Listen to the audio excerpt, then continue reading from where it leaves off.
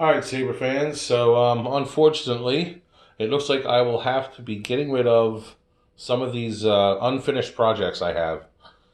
Um, I have a few Sabers that are going to be up for sale. Prices will be marked on the listing when you see the Facebook post. But I wanted to do a video on every Saber. That way you can see what you're getting. I have two empties, and I have an installed Graflex that will be going. That's also on eBay right now. The two empties I have not listed on eBay yet. Unfortunately, this very happy with this Saber.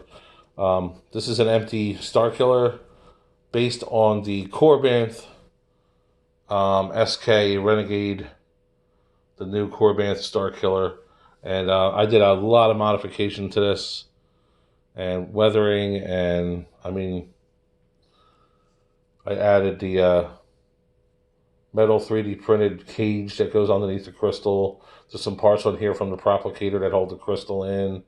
Um, this is not installed, however, I do have um, the chassis in here, which I'll show you in a minute, from Goth 3 Designs. I went ahead and changed a lot of different things just for the cosmetic look. And went with the red glass eye here, which actually just is a thumb screw that goes into the part of the heat sink that's in here. So installing this is actually quite easy. You just take every screw out and the shroud comes off. So you would take that screw out, that's the thumb screw, these three screws, three here. This is mounted from the inside. Take that off, take the bunny ears off, and that shroud slides off.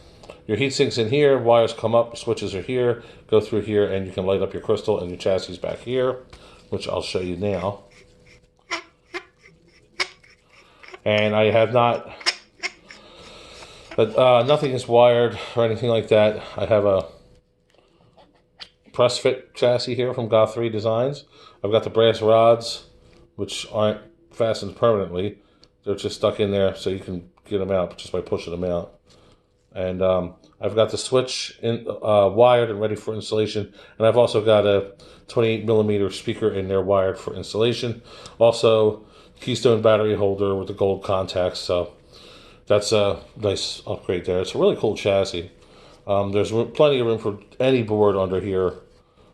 And it press fits really tight in there, which is nice.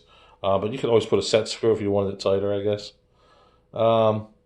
Like I said, the weathering on it is really cool. There's some rust, and a lot of it I did with enamel and different colors, and give it that rusty old look to it. So I even changed the control box to a control box that was from Cloud City Sabers. These screws are actually a little larger than the ones that are on the Corbanth. It really just changed the whole look of it. So it's ready for installation. So if you're interested in that, make sure you send me a private message, and we can, discuss that and go over any other questions or anything you have. I will also give these spare parts that I have for the extra control box and switches. I think there's another thumb screw thing that goes on the top there. So any extra parts I have, I'll send with that as well. So I hate getting rid of it. I was getting ready to install it soon. But I have a couple commissions I have to do, and I have, long story short, I'm just going to have to let some stuff go here. I have another one that I really, really hate, and that's coming up next. So watch for that one.